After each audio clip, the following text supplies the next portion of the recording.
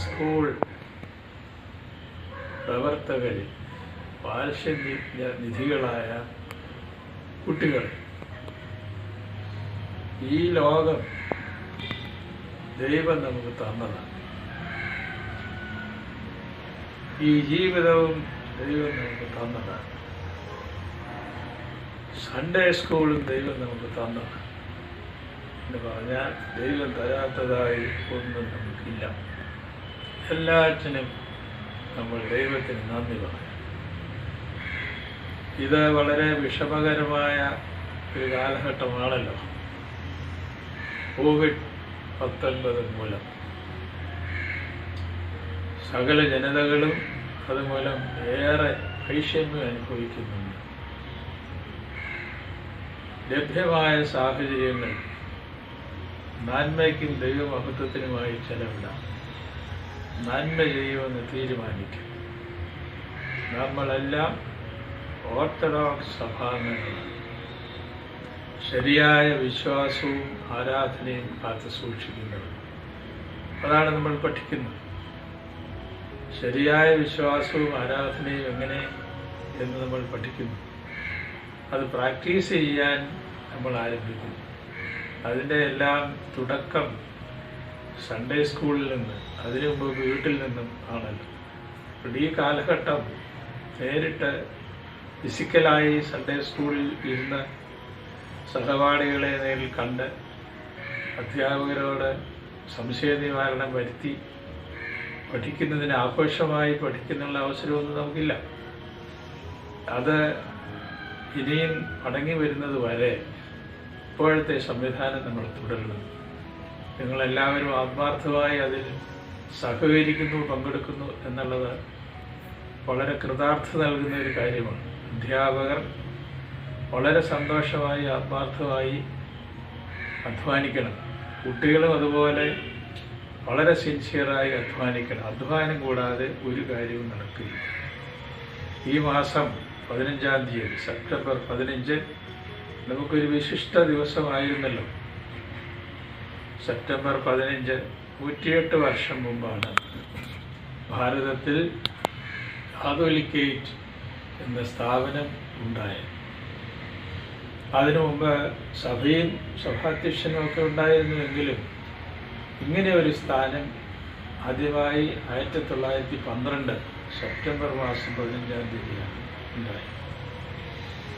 കാതോലിക്കോസൈറ്റ് അഥവാ കാതോലിക്കേറ്റ് എന്ന വാക്ക് നമ്മൾ പഠിച്ചിരുന്നു.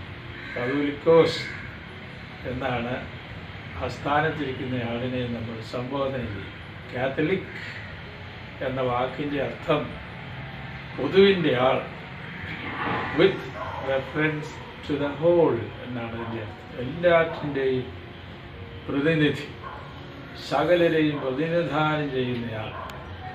അങ്ങനെ മലങ്കര ഓർത്തഡോക്സ് സഭയിലും ഒരു സമ്പൂർണ്ണ സ്വതന്ത്രമായ സഭാധ്യക്ഷ സ്ഥാനം മറ്റ് സഭകൾക്ക് തുല്യമായി ഉണ്ടായി എന്നത് നമ്മൾ മറക്കരുത്. റോമൻ കത്തോലിക്ക സഭയിലെ പോപ്പ്, ഓർത്തഡോക്സ് പാരമ്പര്യത്തിൽ വരുന്ന കാതോലിക്കമാർ, പാത്രിയർക്കീസന്മാർ, അവരുടെ നിരയിൽ തുല്യ അവകാശവും അധികാരവും ഒക്കെയുള്ള ആളാണ് കാതോലിക്ക ബാവ. ബാവ എന്നത് പിതാവെന്ന് മാത്രമാണല്ലോ അർത്ഥം.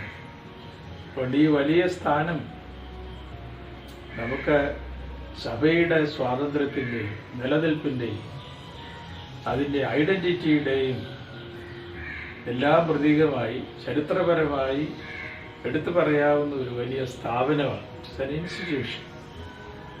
അത് സഭയുടെ ആധിപത്യമുള്ള സ്വാതന്ത്ര്യത്തെ വിളിച്ചു പറയുന്നതാണ്. അത് വളരെ അഭിമാനകരമായി നമ്മൾ സ്വീകരിക്കും. നമ്മുടെ അത് ഒരു ടോട്ടലി ഇൻഡിപെൻഡൻ്റ് ആയിട്ടുള്ള ഒരു സഭയാണ്. ഒരു അപ്പോസ്തലൻ സെയിൻറ്റ് തോമസ് ആണ് ഈ സഭ കിഴക്ക് ദേശത്ത്, ശേഷാൽ ഇന്ത്യയിൽ അദ്ദേഹം സ്ഥാപിച്ചത്. അദ്ദേഹമാണ് നമ്മുടെ പിതാവ്. ക്രിസ്തുവിൽ നമ്മുടെ പിതാവാണ്. സെയിൻറ്റ് പോൾ പറയുന്ന പ്രകാരം ക്രിസ്തുവിൽ നമ്മെ ജനിപ്പിച്ചവനാണ് സെയിൻറ്റ് തോമസ്. അപ്പോൾ അദ്ദേഹത്തെ മറക്കരുത്. അദ്ദേഹത്തിൻ്റെ സ്ഥാനത്താണ്, തായ്വഴിയിലാണ് സഭയുടെ പ്രധാന മേലധ്യക്ഷൻ, അതായത് പ്രൈമേറ്റ് എന്ന കാതോലിക്കോസ്. നമ്മുടെ സഭയുടെ ഭരണഘടനയിൽ തുടക്കത്തിൽ പ്രിയാമ്പിൾ എന്ന് പറയുന്നിടത്ത് പ്രൈമേറ്റ് എന്ന പദം ഒന്നിലധികം പ്രാവശ്യം ഉപയോഗിച്ചിട്ടുള്ളത് നിങ്ങൾ കണ്ടു. അതിൻ്റെ അർത്ഥം മലയാളത്തിൽ കൊടുത്തിരിക്കുന്നത് പ്രധാന മേലധ്യക്ഷൻ എന്ന് മാത്രമേ ഉള്ളൂ. ഇപ്പം മലങ്കര സഭയ്ക്ക് ഒരു പ്രധാന മേലധ്യക്ഷനുണ്ട്, സിറിയൻ ഓർത്തഡോക്സ് സഭയ്ക്ക് ഒരു പ്രധാന മേലധ്യക്ഷനുണ്ട്, മുമ്പ് പേർഷ്യൻ സഭയ്ക്ക് പ്രധാന മേലധ്യക്ഷനുണ്ടായിരുന്നു. ഇപ്പോൾ ആ സഭ പേർഷ്യൻ സഭ മിക്കവാറില്ല, നാമാവശേഷമായി. ഇപ്പോൾ പ്രധാന മേലധ്യക്ഷൻ പ്രൈമേറ്റ്, ഒന്നാമതിരിക്കുന്നയാൾ എന്ന് മാത്രമേ അർത്ഥമുള്ളൂ. അങ്ങനെ മലങ്കര സഭയ്ക്കൊരു പ്രൈമേറ്റ് ഉണ്ട്. എന്നാൽ ഈ പാരമ്പര്യത്തിലുള്ള പ്രൈമേറ്റ്സ് ഒന്നിച്ചു വരുമ്പോൾ ഒന്നാമതിരിക്കുന്നയാൾ സിറിയൻ പാത്രിക്കീസ് ആയിരിക്കുമെന്ന് നമ്മൾ സമ്മതിച്ചിട്ടുണ്ട്. അതൊരു സ്നേഹപരമായ ബന്ധമെന്ന് മാത്രമേ ഉള്ളൂ. എന്നാൽ ഇവിടെ ഭരണാധികാരമൊന്നും വേറെ ആർക്കുമില്ല. അവിടെ പാത്രിക്കീസല്ല കാതോലിക്കമുള്ളതുപോലെ ഇവിടെ കാതോലിക്കാവുന്നു. അപ്പോൾ അഡ്മിനിസ്ട്രേഷൻ, സ്പിരിച്വൽ ആൻഡ് ടെമ്പറൽ, അത് നിർവഹിക്കുന്നത് സഭയുടെ പ്രൈമേറ്റ് ആയ കാതോലിക്കോസ് സഭയ്ക്ക് വേണ്ടി പരിശുദ്ധ സുന്നഹദോസിൻ്റെ പ്രതിനിധിയായി ആണ് നടത്തുന്നത് എന്ന് നമ്മൾ അറിഞ്ഞിരിക്കണം. ഈ സ്ഥാപനത്തെ യാതൊരു കുറവും കൂടാതെ മുമ്പോട്ട് കൊണ്ടുപോകാൻ നമുക്കെല്ലാം ചുമതലയുണ്ടെന്ന്, അത് സ്ഥാപിക്കുന്നതിന് പ്രധാനമായ മുൻകൈ എടുത്ത സെയിൻറ്റ് ഡയനീഷ്യസ് വട്ടശ്ശേരി, പരിശുദ്ധ വട്ടശ്ശേരി ദിവന്നാസ്യോസ് പിതാവ് എഴുതി വെച്ചിട്ടാണ് അദ്ദേഹം കടന്നത്. അതുകൊണ്ട് കാതോലിക്ക സ്ഥാപനത്തെക്കുറിച്ച് നമ്മൾ പഠിക്കണം, അതിൻ്റെ ചരിത്രപരമായ ഗതിയെക്കുറിച്ച് നമ്മൾ അറിയണം, അതിനെക്കുറിച്ച് അഭിമാനം കൊള്ളുക മാത്രമല്ല ഒരു കേടും കൂടെ അത് നിൽക്കണം. വിശ്വാസത്തിൻ്റെയും സ്വാതന്ത്ര്യത്തിൻ്റെയും നമ്മുടെ ഐഡൻറ്റിറ്റിയുടെയും എല്ലാം പ്രതീകമാണ് കാതോലിക്കോസൈറ്റ്. കാതോലിക്കേറ്റ് എന്നോ കാതോലിക്കോസൈറ്റ് എന്നോ പറയാം ആ സ്ഥാപനം. അതിനെ ദൈവം നിലനിർത്തട്ടെ. സൺഡേ സ്കൂൾ കുഞ്ഞുങ്ങളെല്ലാവരും മനസ്സിൽ ഓർക്കണം, നമ്മുടെ സഭയുടെ അഭിമാനമാണ് കാതോലിക്കേറ്റ്. എല്ലാവരെയും ദൈവം അനുഗ്രഹിക്കും.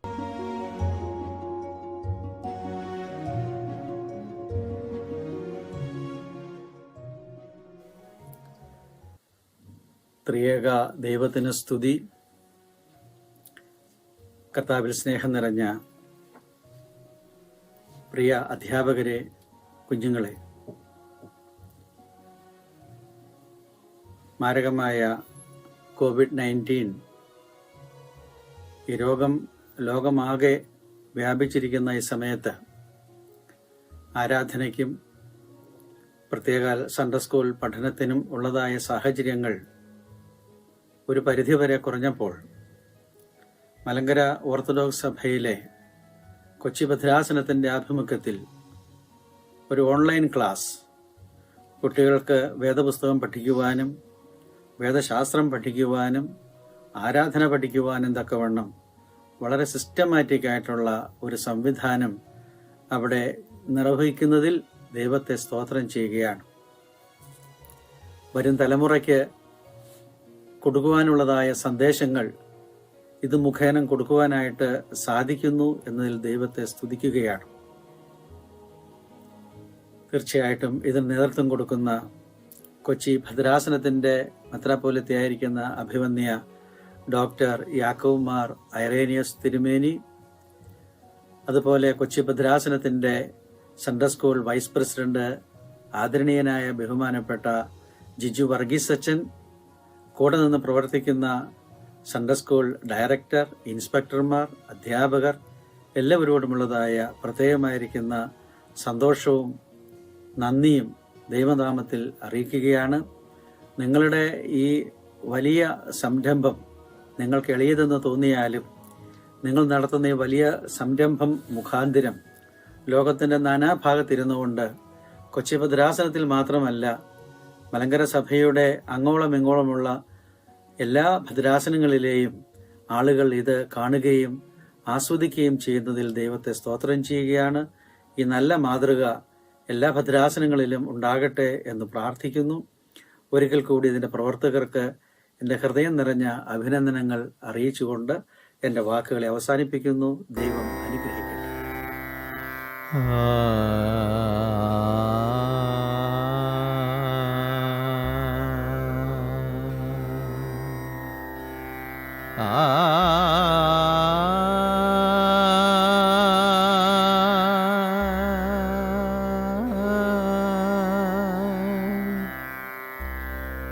ആ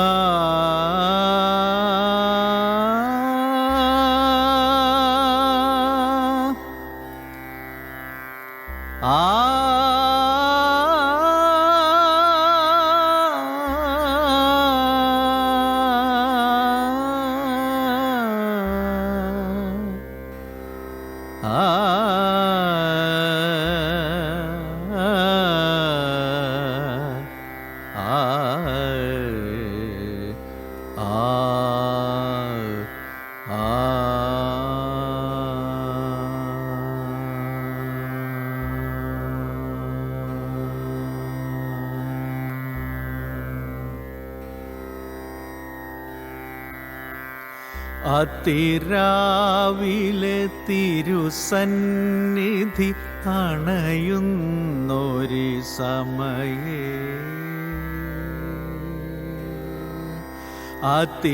അതിരാവിലെ തിരുസന്നിധി അണയുന്നൊരു സമയേ അതിയായി നിന്നെ സ്തുതിപ്പാൻ കൃപ അരുൾക്കായേശു പരനേ അതിരാവിലെ തിരുസന്നിധി അണയുന്നൊരു സമയേ അതിയായി നിന്നെ സ്തുതിപ്പാൻ കൃപ അരുൾക്കായേശു പരനേ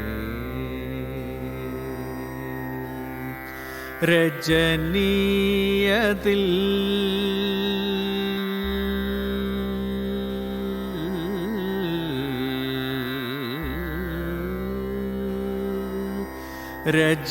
രജനീയത്തിൽ അടിയാനെ നീ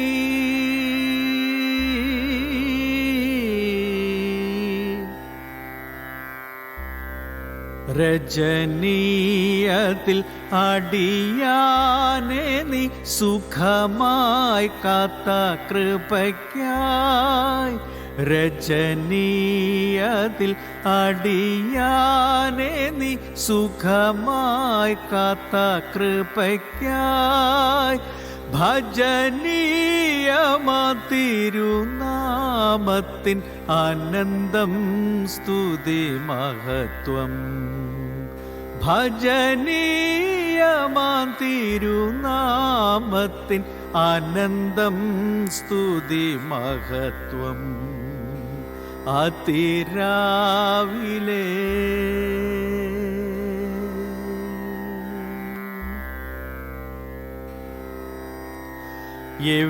എവിടെല്ലാമീ നിശയിൽ മൃതി നടന്നിട്ടുണ്ടു പരനേ എവിടെല്ലാമീ നിശയിൽ മൃതി നടന്നിട്ടുണ്ടു പരനേ അതിൽ നിന്നെന്നെ പരിപാലിച്ച കൃപയ്ക്കായി സ്തുതി നിനക്ക് അതിൽ നിന്നെന്നെ പരിപാലിച്ച കൃപയ്ക്കായി സ്തുതി നിനക്ക് അതിരാവിലെ തിരുസന്നിധി അണയുന്നൊരു സമയേ അതിയായി നിന്നെ സ്തുതിപ്പാൻ കൃപ അരുൾക്കായേശു പരനേ അതിരാവിലെ തിരുസന്നിധി അണയുന്നൊരു സമയേ അതിയായി നിന്നെ സ്തുതിപ്പാൻ കൃപ അരുൾക്കായേശു പരനേ അരുൾക്കായേശു പരനേ അരുൾക്കാ യേശു പരനേ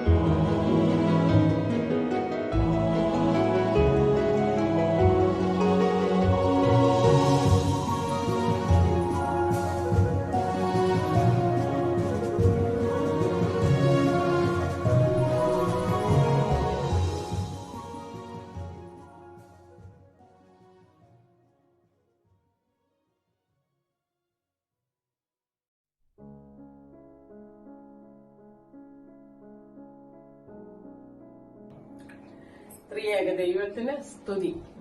പ്രിയപ്പെട്ട കുഞ്ഞുങ്ങളെ, ഗുഡ് മോർണിംഗ്. എന്തു പറയുന്നു? നമ്മൾ കഴിഞ്ഞ ആഴ്ച എന്താ പഠിച്ചേ? നമ്മളിപ്പോ പഠിക്കുന്ന യൂണിറ്റിന്റെ പേരെന്തുവാ? ക്രിസ്തീയ കുടുംബം. അതിലൊന്നാമത്തെ ചാപ്റ്റർ വേദപുസ്തക അടിസ്ഥാനം. കഴിഞ്ഞ ആഴ്ച നമ്മള് ആധുനിക കുടുംബങ്ങൾ നേരിടുന്ന വെല്ലുവിളികൾ പഠിച്ചു അല്ലെ? ഇന്ന് നമുക്ക് പഠിക്കേണ്ടത് കുടുംബ ബന്ധങ്ങൾ. കുടുംബ ബന്ധം എന്ന് പറയുമ്പോൾ നമ്മൾ പ്രത്യേകിച്ച് ഒന്നും പറയേണ്ടതില്ല അല്ലേ? നിങ്ങളുടെ പുസ്തകത്തിൽ കുടുംബ ബന്ധത്തെ പറ്റി പറയുമ്പോ ഒരു എന്തുവാ, ഒറ്റപ്പെട്ടതെങ്കിലും ചിലയിടങ്ങളിൽ സംഭവിക്കുന്നു എന്ന് പറഞ്ഞൊരു സംഭവകഥയാണ് നിങ്ങളുടെ പാഠത്തിൽ കുടുംബ ബന്ധം തുടങ്ങുമ്പോഴേ എഴുതിയിരിക്കുന്നത് അല്ലേ? എന്തുവാന്നറിയാമോ? കൊട്ടാര സമാനമായ ഒരു വീടിന് ഉള്ളില് അവരുടെ ഏക മകൻ നല്ലൊരു മുറിയില് എന്താ പറയാ, ആധുനിക സൗകര്യങ്ങളെല്ലാത്തോടും കൂടി ഇരിക്കുന്ന, അതായത് TV, ഇന്റർനെറ്റ്, മൊബൈല് എല്ലാം പ്രൊവൈഡ് ചെയ്തിട്ടുണ്ട് ഈ മാതാപിതാക്കള്. എല്ലാം കഴിഞ്ഞപ്പോ, അതായത് നമ്മൾ ആഗോളവൽക്കരണമൊക്കെ പഠിച്ചു. എന്താ പറയുന്നേ, ലോകം മുഴുവൻ ഒരു കൂരയ്ക്കുള്ളിൽ കിട്ടുന്ന ഇത്രയും സാങ്കേതിക വിദ്യ ഒക്കെ എന്തോ പറയുക, എൻജോയ് ചെയ്യുക അവൻ. അപ്പം അവന്റെ റൂമിന്റെ മുമ്പിൽ ഒരു ബോർഡ് തൂക്കിയിരിക്കുകയാണ്, നോ എൻട്രി വിതൗട്ട് പെർമിഷൻ. എന്തോ അതിന് മീനിങ്? അനുവാദം ഇല്ലാതെ പ്രവേശനം ഇല്ല. ആ വീട്ടിൽ ആരൊക്കെയുണ്ട്? മാതാപിതാക്കളും അവന്റെ സിബ്ലിങ്സ് അല്ലെങ്കിൽ അവന്റെ സഹോദരങ്ങളും മാത്രമേ ഉള്ളൂ അല്ലേ? അവിടെയാണ് അവൻ എഴുതി വെച്ചിരിക്കുന്നത് അനുവാദം ഇല്ലാതെ പ്രവേശനം ഇല്ല എന്ന്. അതാണ് ഇന്നത്തെ ആധുനിക സാങ്കേതിക വിദ്യയുടെ ഒരു മൂല്യശോഷണം കേട്ടോ. കുടുംബ ബന്ധങ്ങൾ പോലും നിലനിർത്താൻ പറ്റുന്നില്ല. ലോകം ഒരു മുഴുവൻ കയ്യിലടക്കുന്നിടത്ത് നമുക്കറിയാം. ഇന്നത്തെ സാഹചര്യത്തിൽ ഒരു മാതാപിതാക്കള് അവരുടെ ജീവിതകാലം മുഴുവൻ അധ്വാനിക്കുന്നത് കൊണ്ടാ ഒരു വീടുണ്ടാക്കുന്നത് അല്ലേ?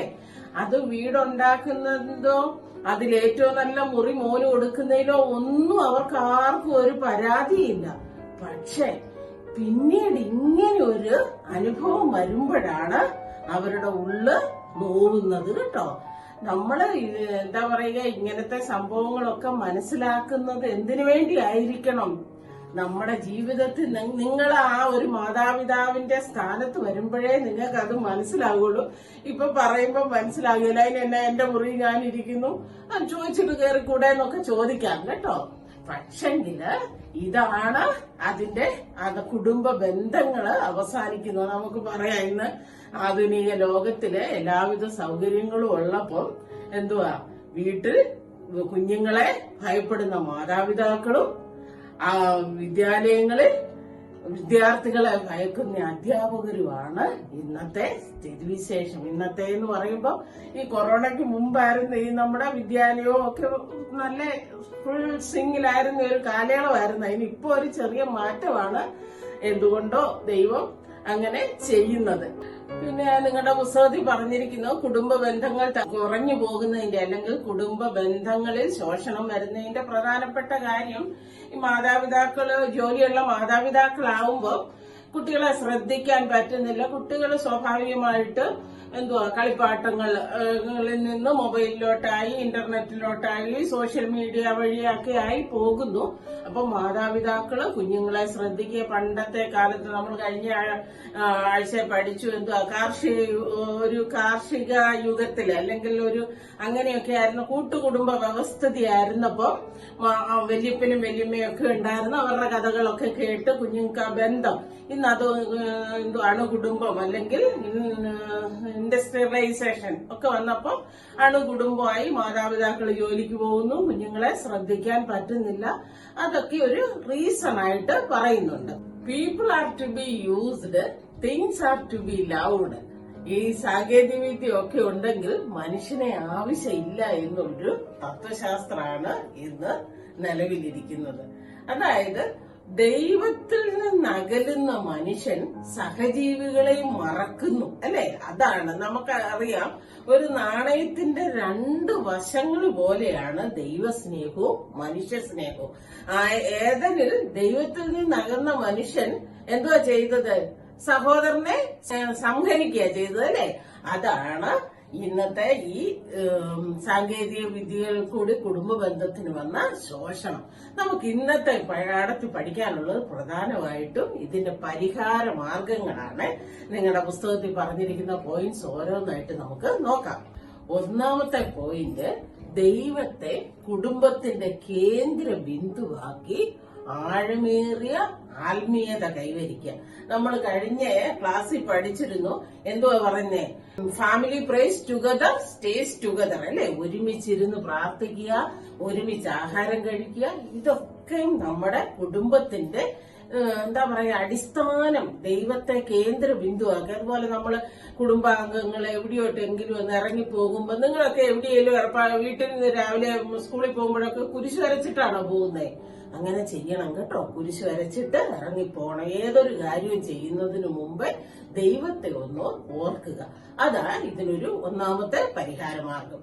രണ്ടാമത്തെ പോയിന്റ്, വൃദ്ധ മാതാപിതാക്കളെയും വിശാല കുടുംബങ്ങളെയും സ്നേഹിക്കുവാൻ എല്ലാവർക്കും ബാധ്യതയുണ്ട്. നമുക്കറിയാം, പൗലോസ് അപ്പോസ്തലൻ എഫേസ്യർക്ക് എഴുതിയ ലേഖനം 6-ാം അധ്യായം 2-3 വാക്യങ്ങൾ എന്തുവാ പറയുന്നേ? നിനക്ക് നന്മയുണ്ടാകുവാനും നീ ഭൂമിയിൽ ദീർഘായുസോടെ ഇരിപ്പാനും നിന്റെ അപ്പനെയും അമ്മയെയും ബഹുമാനിക്കുക എന്നത് വാഗ്ദത്വത്തോടുകൂടിയ ആദ്യ കൽപ്പനയാകുന്നു അല്ലെ. നമ്മള് നമ്മുടെ മാതാപിതാക്കളെ അനുസരിക്കുക എന്നുള്ളത് ഈ കുടുംബ ബന്ധത്തിന്റെ അടിസ്ഥാനമാണ്. അല്ലെങ്കിൽ കുടുംബ ബന്ധം സ്ട്രോങ് ആകാൻ, കുടുംബ ബന്ധം നിലനിർത്താൻ അത്യാവശ്യം ആണ് അല്ലെ. മൂന്നാമത്തെ പോയിന്റ്, കുഞ്ഞുങ്ങളെ പാഠ്യോപദേശങ്ങളിൽ വളർത്തുക. നമുക്കറിയാം, നമ്മുടെ സൺഡേ സ്കൂളിലൊക്കെ നമ്മൾ എപ്പോഴും പറയുന്നതാണ് സദൃശവാക്യം 22-ാം അധ്യായം 6-ാം വാക്യം, ബാലൻ നടക്കേണ്ടുന്ന വഴിയിൽ അവനെ അഭ്യസിപ്പിക്കുക, അവൻ വൃദ്ധനായാലും അത് വിട്ടുമാറുകയില്ല. എപ്പോഴും നമ്മൾ ഓർക്കേണ്ടത് പണമല്ല, എന്തുവാ പറയുക, വിദ്യാഭ്യാസ യോഗ്യതയല്ല, സ്വഭാവം നല്ലതായിരിക്കണം അല്ലെ. If character is loss everything is loss അല്ലെ. സ്വഭാവം നഷ്ടപ്പെട്ടാൽ എല്ലാം നഷ്ടപ്പെടുന്നു. അതുകൊണ്ട് നമ്മള് നമ്മുടെ കുഞ്ഞുങ്ങളെ, നമുക്കറിയാം, ഇന്ന് സൺഡേ സ്കൂളിനൊക്കെ വരാൻ പറയുമ്പോഴത്തേക്ക് എനിക്ക് മാതാപിതാക്കൾ പോലും ഇന്നത്തെ നമ്മൾ പലപ്പോഴും എനിക്കൊക്കെ അനുഭവം ഉണ്ടായിട്ടുണ്ട്. നമ്മൾ പറയുമ്പോൾ മാതാപിതാക്കൾ പറയും അവന് സ്കൂളിൽ പരീക്ഷയാണ്, അവന് സ്കൂളിൽ ട്യൂഷനുണ്ട്. നമുക്കത് വേണ്ടെന്നല്ല പറയുന്നത്, എങ്കിലും നമ്മൾ സൺഡേ സ്കൂൾ ക്ലാസ്സുകളിൽ കൂടി അതും ഇതിന് കൂടെ കൊണ്ടുപോകുന്നതാണ് എപ്പോഴും നമുക്ക് ഐശ്വര്യവും എന്താ പറയുക നമ്മുടെ ഭാവി ജീവിതത്തിന് അത് അത്യന്താപേക്ഷിതമാണ്. നിങ്ങള് എന്താ പറയുക സൺഡേ സ്കൂളിൽ വരുന്ന കുഞ്ഞുങ്ങളോട് ഇത് പറഞ്ഞിട്ട് കാര്യമില്ല. എങ്കിലും നമ്മൾ കുറച്ച് കഴിയുമ്പോൾ നമ്മൾ ഇതിന്റെ ഈ സൺഡേ സ്കൂൾ വിദ്യാഭ്യാസത്തിന്റെ മേന്മ ഗുണം ശരിക്കും മനസ്സിലാകും കേട്ടോ. എപ്പോഴും നമ്മുടെ സ്വഭാവമാണ് നന്നായിട്ട് ഇരിക്കേണ്ടത്, ബാക്കിയൊക്കെ ദൈവം തരുന്നതാണ്. ദൈവത്തോട് ആദ്യമായിട്ട് നമുക്ക് ആദ്യത്തെ എന്തോ പറയുന്ന റൂമിന്റെ മുമ്പിൽ മോൻ തൂക്കിയ ബോർഡ് ശരിക്കും പറയുന്നത് മാതാപിതാക്കളുടെ കഴിവല്ല, മാതാപിതാക്കൾക്ക് ദൈവം കൊടുത്തതാണ്. അവരിൽ കൂടി ആ മാതാപിതാക്കളിൽ കൂടി കിട്ടിയതാണെന്നൊരു ബോധ്യം മാതാപിതാക്കൾക്കും വേണം, കുഞ്ഞുങ്ങൾക്കും വേണം. എങ്കിൽ മാത്രമേ നമുക്ക് നമ്മുടെ കുടുംബ ബന്ധങ്ങൾ നിലനിർത്തുവാനും അത് ഭാവിയിൽ ഉപകാരപ്രദമാകുവാനും സാധിക്കത്തുള്ളൂ കേട്ടോ. അടുത്ത പോയിന്റ്, കുടുംബങ്ങളിൽ നിന്ന് ഈ പരിശീലനം ലഭിച്ചില്ലെങ്കിൽ പോലും യുവാക്കള് ഈ ഇതിൽ അതായത് ക്രിസ്തീയ മൂല്യങ്ങൾ ഉൾക്കൊണ്ട് ജീവിക്കുവാൻ ശീലിക്കണം. അതായത് നമുക്കറിയാം, ഇപ്പം ഒരു 12ാം ക്ലാസ് ഒക്കെ കഴിയുമ്പോൾ ഒരു ബൈക്ക് മേടിച്ചു തരണമെന്നോ അല്ലെങ്കിൽ ഒരു ബൈക്ക് ഓടിക്കാനോ ഒന്നും നമുക്ക് വീട്ടിൽ നിന്ന് ഒരു പരിശീലനം ആവശ്യമില്ല. ഉണ്ടോ നിങ്ങൾക്ക്? ആർക്കും ആവശ്യമില്ല.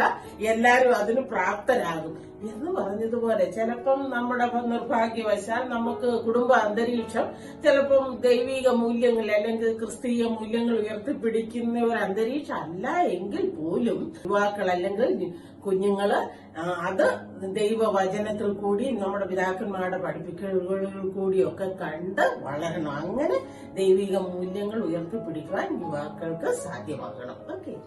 അടുത്ത പോയിന്റ്, സഭ ഒരു കുടുംബമാണ്. നമുക്കറിയാം, വിശുദ്ധ സഭ നമ്മുടെ കർത്താവിന്റെ പ്രത്യക്ഷ ശരീരമാണ്. കർത്താവിന്റെ ശരീരമാണ് സഭയെങ്കിൽ അതിലെ അവയവങ്ങളാണ് നമ്മൾ ഓരോരുത്തരും, അല്ലെ? ഒരവയവത്തിന് പൗലോസ് അപ്പോസ്തലൻ 1 കൊരിന്ത്യർക്ക് എഴുതിയ ലേഖനത്തിൽ പറയുന്നുണ്ട്, ഒരു അവയവം കഷ്ടത സഹിച്ചാല് അത് ശരീരത്തെ മൊത്തം ബാധിക്കും, അല്ലെ? എന്ന് പറഞ്ഞതുപോലെ നമ്മള് സഭയിൽ ഒരു ആരാധനാ കുടുംബമാണ് നമ്മുടെ സഭയിലെ അംഗങ്ങളെല്ലാവരും. അത് പരസ്പരം സ്നേഹവും അതുപോലെ ത്യാഗത്തിൽ കൂടിയുള്ള കരുതലും ഉണ്ടായിരിക്കണം. അതായത് നമ്മൾ അപ്പോസ്തല പ്രവൃത്തിയിൽ വായിക്കുന്നുണ്ട്, പെന്തിക്കോസ്തി പെരുന്നാളില് വിശ്വസിച്ചവർ എല്ലാവരും ഒരുമിച്ചിരുന്ന് സകലവും പൊതുവകയെന്ന് എണ്ണുകയും ആവശ്യക്കാർക്ക് അവരുടെ ആവശ്യത്തിനനുസരിച്ച് വീതിച്ചു കൊടുക്കുകയും ചെയ്ത സംഭവം നമ്മൾ അപ്പോസ്തല പ്രവൃത്തിയിൽ വായിക്കുന്നുണ്ട്, അല്ലെ? അതാണ് സഭ, ഒരു കുടുംബം. അതായത് നമ്മള് കുടുംബത്തിലെ അംഗങ്ങളും നമ്മൾ ആരാധിക്കുന്ന നമുക്കറിയാം, നമ്മുടെ കർത്താവ് ശരിക്കും പറഞ്ഞാല് എല്ലാ ജനങ്ങളെയും, അല്ലെ, നാനാജാതി മതസ്ഥരെയും തന്റെ ഒരേ കുടുംബത്തിലെ അംഗങ്ങളെ പോലെ കണ്ടിരുന്നു. അതായത് ഒരു വിശ്വാസി രക്തബന്ധം വഴിയുള്ള സഹോദരങ്ങളെയും അതുപോലെ കൂട്ടായ്മയിൽ സഭയുടെ ഒരേ വിശ്വാസത്തിലുള്ളവരെയും എല്ലാവരെയും സ്നേഹിക്കണം. നമ്മുടെ കർത്താവ് ലോകത്തെ സ്നേഹിച്ചത് വെച്ച് നോക്കുമ്പോൾ നമ്മൾ എല്ലാ മനുഷ്യരെയും സ്നേഹിക്കാൻ ബാധ്യസ്ഥരാണ്. അതായത് ഇതര മതസ്ഥരെയും എല്ലാവരെയും ഏകോദര സഹോദരങ്ങളെ പോലെ സ്നേഹിക്കുവാൻ ബാധ്യസ്ഥരാണ്. നെക്സ്റ്റ് പോയിന്റ്, മനുഷ്യബന്ധങ്ങൾ ആത്മ ശരീര മനസ്സുകളുടെ സൗഖ്യത്തെ വർദ്ധിപ്പിക്കുന്നു. എന്താ നമുക്ക് പറയാൻ പറ്റുന്നത്? മനുഷ്യബന്ധം, അതായത് ശരിക്കും പറഞ്ഞാൽ ഒരുത്തരും അവനവനായിട്ട് വേണ്ടിയല്ല ജീവിക്കേണ്ടത്. നമ്മുടെ മദർ തെരേസ പറയുന്നു, ഈ ലോകത്തില് ദാരിദ്ര്യം എന്ന് പറയുന്ന ഭക്ഷണ ദാരിദ്ര്യം അനുഭവിക്കുന്ന കോടി ജനങ്ങളുണ്ടെങ്കിലും അതിനേക്കാളും വലിയ ദുഃഖം എന്ന് പറയുന്നത് സ്നേഹദാരിദ്ര്യമാണെന്ന്, അതായത് സ്നേഹമില്ലായ്മയാണെന്ന്. നമ്മൾ പ്രകൃതിയിലോട്ടൊന്ന് നോക്കിക്കേ, നമുക്കറിയാം ഏതെങ്കിലും വൃക്ഷം അതിന്റെ ഫലം അനുഭവിക്കുന്നുണ്ടോ? ഇല്ല. അതുപോലെ നദി അതിന്റെ വെള്ളം കുടിക്കുന്നുണ്ടോ? ഇല്ല. പിന്നെ അതുപോലെ തന്നെ സൂര്യൻ അതിന്റെ വെളിച്ചത്തിന്റെ ഗുണം അല്ലെങ്കിൽ ബെനിഫിറ്റ് സൂര്യനാണോ? അല്ല. പുഷ്പങ്ങള് അതിന്റെ സൗരഭ്യം ആസ്വദിക്കുന്നില്ല. അതായത് അത് എന്താ പറയുന്നത്, living for others is the rule of nature, അല്ലെ? എന്ന് പറഞ്ഞാല് പ്രകൃതിയുടെ നിയമമാണ് മറ്റുള്ളവർക്ക് വേണ്ടി ജീവിക്കുക. ശരിക്കും പറഞ്ഞാൽ നമുക്കും അതാണ്. നമ്മൾ പറയുന്നു life is good when we are happy. നമ്മൾ സന്തോഷിതരാകുമ്പോൾ ലൈഫ് സന്തോഷപ്രദമാണെന്ന്.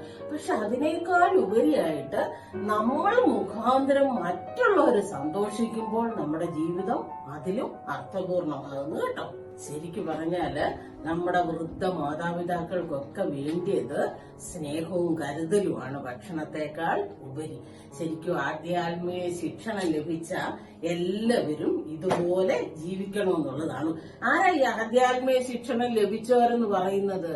ശരിക്കും പറഞ്ഞാല് നിങ്ങളൊക്കെയാണ്. അതായത് നമ്മള് ഇതിനു വേണ്ടിയാണ് ഈ ഇത്രയും കഷ്ടപ്പെട്ട് നിങ്ങളുടെ മാതാപിതാക്കളും അതുപോലെ സൺഡേ സ്കൂളിലുള്ള ഈ എല്ലാവരും നിങ്ങളെ ഇത് പഠിപ്പിക്കുവാൻ വേണ്ടി. അപ്പൊ നിങ്ങളുടെ ജീവിതത്തിൽ ഒരിക്കലും ഈ മൂല്യങ്ങൾ കൈവിട്ട് കളയരുത്. ഇതാണ് നമ്മൾ ഈ കുടുംബ ബന്ധത്തിൽ ഈ പാഠത്തിൽ പഠിക്കാനുള്ളത്. നിങ്ങളോട് ഞാൻ ഒരു കാര്യം കൂടെ പറയാണ്, നമ്മൾ 11ാം ക്ലാസ്സുകാർക്കാണ് ഏറ്റവും കൂടുതൽ പോർഷൻ ഇനിയും കവർ ചെയ്യാനുള്ളത്. അതുകൊണ്ട് നമുക്ക് ഒരു ചാപ്റ്ററോടെ പഠിക്കാം. ഓക്കെ, അപ്പൊ നമ്മുടെ അടുത്ത ചാപ്റ്ററാണ് വ്യത്യസ്ത സഭാ വിഭാഗങ്ങളിലെ അംഗങ്ങൾ തമ്മിലുള്ള വിവാഹ ബന്ധം. കേട്ടോ, നമുക്കറിയാനിരിക്കും വിവാഹം, കുടുംബ ബന്ധങ്ങൾ എന്നിവയൊക്കെ ശരിക്കും ഒരു മത പശ്ചാത്തലത്തിലാണ് ഏതൊരു സമൂഹത്തിലും, അല്ലെ? നമുക്കറിയാം മതനിരപേക്ഷരായിട്ട് അല്ലെങ്കിൽ യുക്തിവാദികളൊക്കെ ആയിട്ടുള്ളവർക്ക് കുടുംബ ബന്ധങ്ങൾക്ക് അല്ലെങ്കിൽ വിവാഹത്തിനൊക്കെ സിവിൽ നിയമങ്ങളുണ്ട്.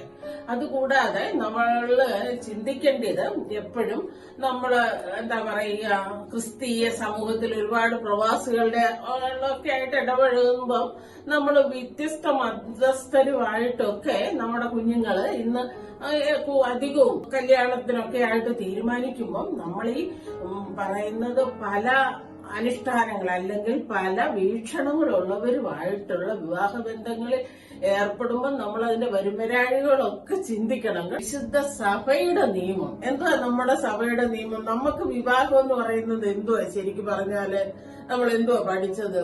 വിവാഹം നമുക്ക് കൂദാശ, അല്ലേ?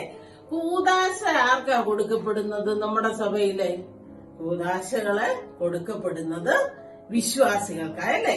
നമുക്കറിയാം, നിങ്ങൾ കഴിഞ്ഞ നിങ്ങളുടെ കുർബാനയുടെ പാഠത്തിൽ പഠിച്ചു.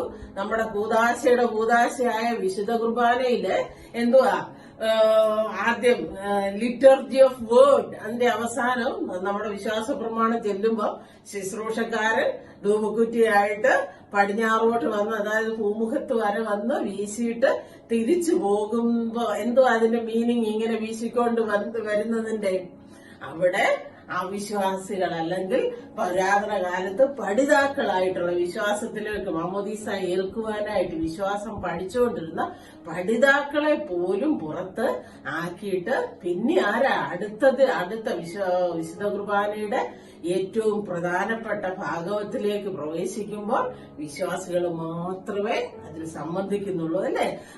നല്ലവണ്ണം നിൽക്കണം സ്തൗമൻകാലസ് എന്ന് പറഞ്ഞാണ് ശുശ്രൂഷക്കാരന്. അപ്പൊ നമ്മുടെ സഭയുടെ നിയമം അനുസരിച്ച് വിവാഹം കൂദാശ നൽകപ്പെടുന്നത് ഓർത്തഡോക്സ് വിശ്വാസികൾക്കായിരിക്കണം, അല്ലെ?